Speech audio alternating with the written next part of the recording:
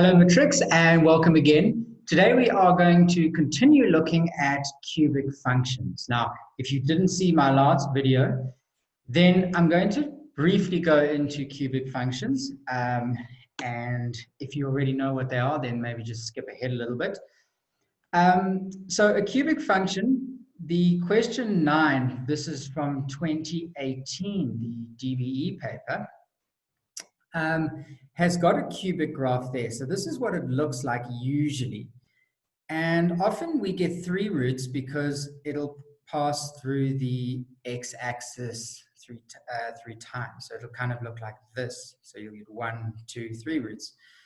But now this function here, it actually just has the 2 roots because the second root, which is a p, it happens to be the same. So this is going to be 2 roots that are both the same. So this part of the cubic function, when we factorize, is going to be a perfect square. That doesn't make sense to you right now, that's fine, because I'm going to go into it now. Okay, so this is a past paper question, and I'm going to use it to hopefully explain to you a little bit more about cubic functions so that you'll be able to answer the question in your final paper.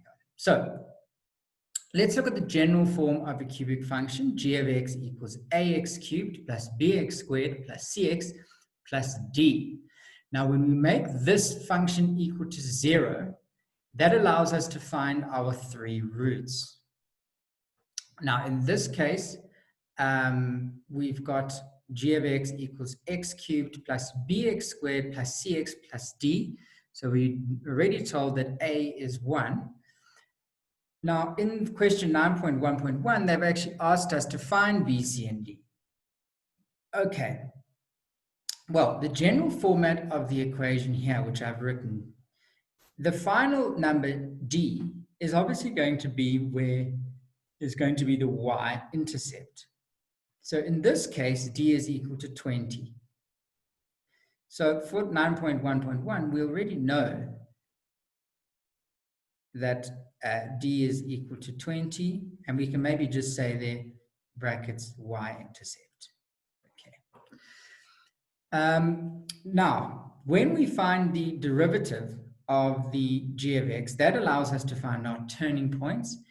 And when we find the second derivative, that allows us to find our point of inflection, which is where the graph changes from concave up to concave down.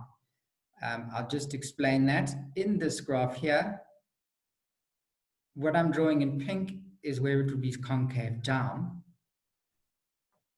And then in green, concave up. Okay, I've written that pretty poorly. And there's a point at which it changes from pink to green. In other words, concave down to concave up. And that point will be the point of inflection. So that might come up later, but yeah, just so that you know, you find your first derivative and your second derivative usually of these cubic functions, and that will help you find the turning points and the points of inflection. If you're not sure what that is, check out one of my other videos where I look at that. All right, so now we want to get b and c. Well, we are told that one of the roots is -5. So when I make g of x equal to 0, that is where I would find my roots.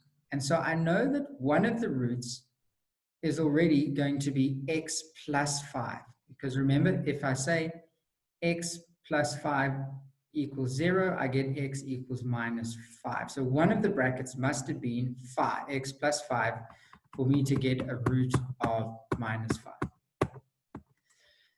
Now, the second bracket, I'm not sure, but what I do know is that d is 20, meaning that when I multiplied out something x squared, well, the first bit is going to be x squared because x times x squared is x cubed, and that's going to be the first part. So that's our a, which we already know. Now, the last, when I factorize a cubic function, what I just need you to maybe know first is that if you factorize a cubic function, I'm going to write it in blue on the side here, x cubed, something, something, something. Your factors are going to be, when you factorize it, you're going to have an x minus the first root, So whatever that is, let's just call it A. Now the second bracket is going to be something x squared plus, and then a final number,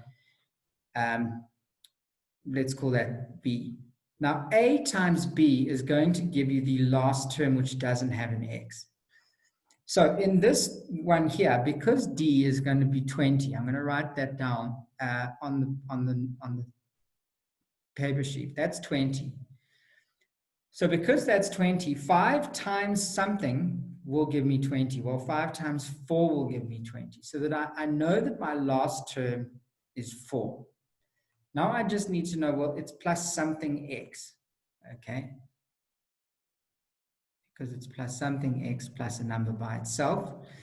So there, I know that I've got a perfect square. Now, the reason I know that is because at P, it touches the x-axis.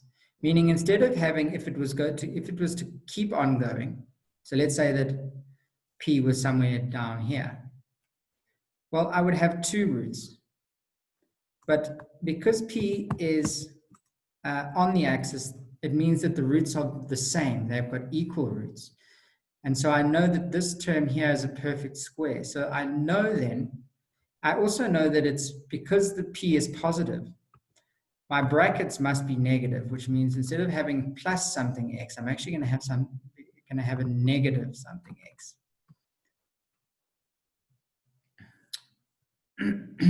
So it's going to be minus 4x plus 4. Because, let's see when I factorize that, x plus 4, x plus 5, and then this will be x minus 2 squared. Because x minus 2 squared is x squared minus 4x plus 4 when I factorize it out. And of course, when I solve that, I get x equals 2. Now, because there's 2 of them, I only put one of them, x equals 2. But that is going to be my value P. And so I now know that the roots, I know that first of all, the P value is minus 2, which I'm going to do a 9.1. Now the C, now I can actually multiply this out in order to get B and C.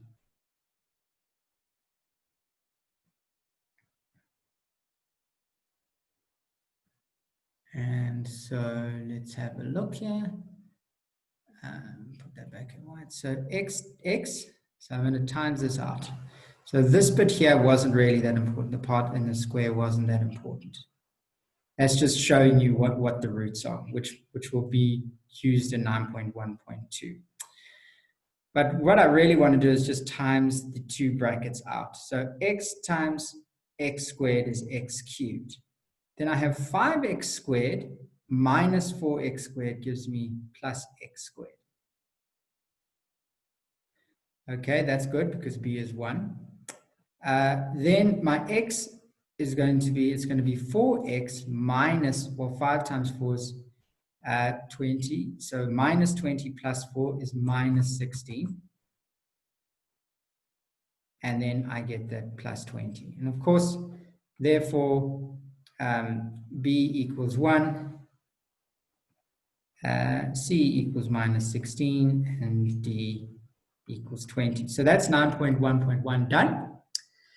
Now 9.1.2 says calculate the coordinates of P and R. Well, I've already got that the P value is 2. So P is going to be just 2 and 0.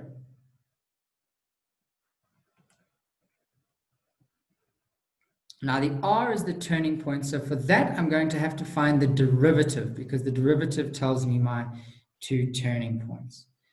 So so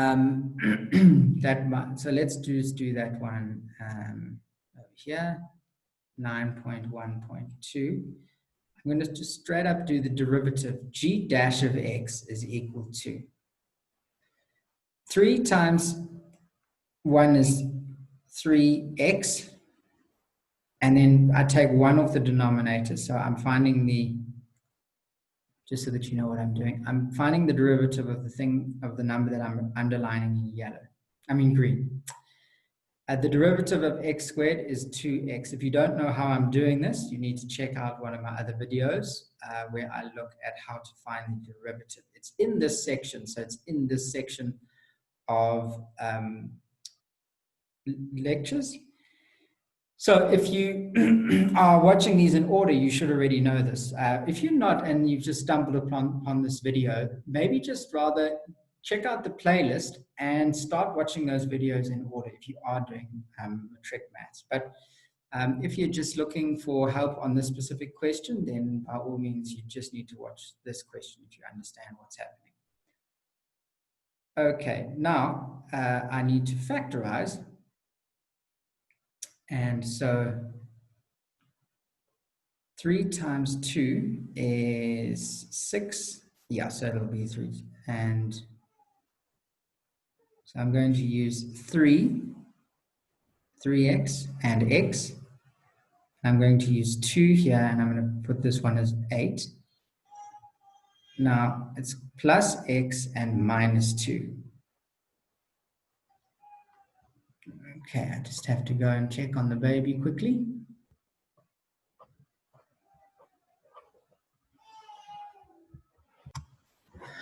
Okay, sorry about that. So where were we? We just had to finish this off, so we can therefore say 3x plus 8 equals 0, or x minus 2 equals 0. So our roots were x equals 2.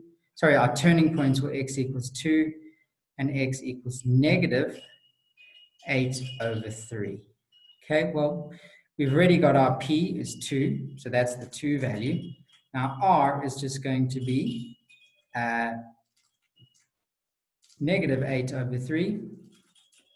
And now we simply substitute the negative 8 over 3 back into the original function, into g of x. So we're going to say g of x, so it'll be negative 8 over 3 x cubed plus negative 8 over 3 squared minus 16 times negative 8 over 3 plus 20. And that's going to give you the y value.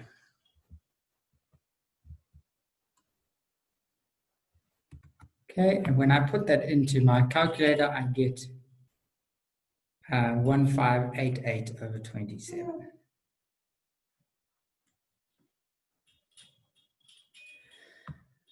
Okay, so you could put that in decimal notation. You would just need to use 2 decimal places. Okay, so this is P, and that's R. So the answers are just circled in blue there. Okay, so that's 9.1.2.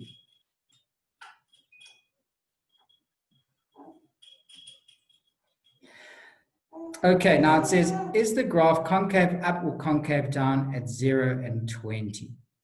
Show all your calculations. Okay, so what I want to do, even though I don't necessarily need to do it, I'm going to find my point of inflection, just because that's a bit of practice.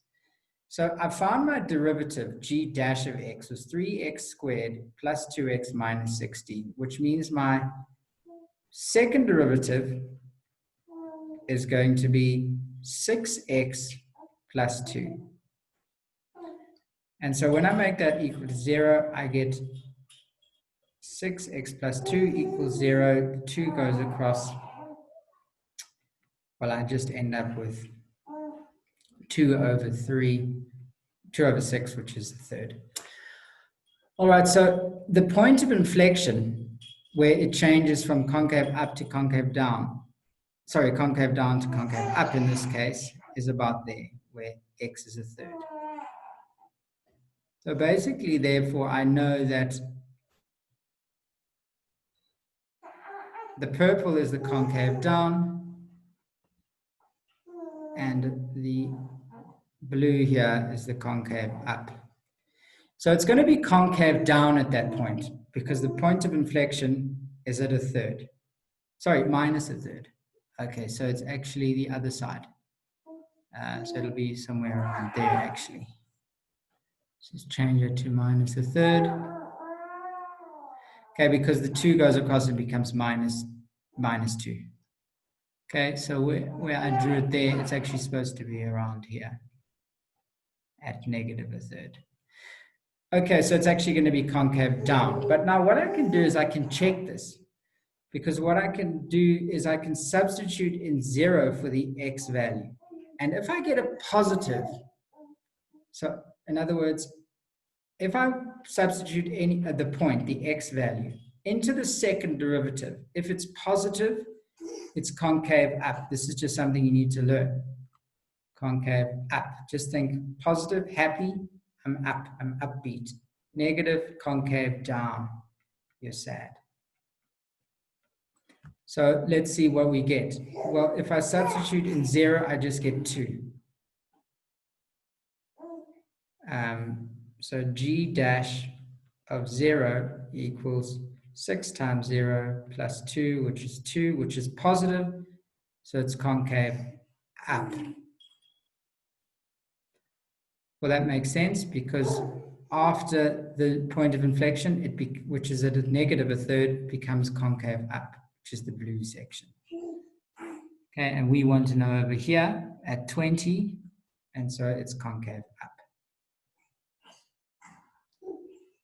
Positive, therefore concave up. Okay, so that is another example showing cubic functions. I trust that helped you. Well done for finding this video and getting on the right track to doing well at your final matric exam. If this video did help, please find the subscribe button down below, share, subscribe, like, and all that good stuff.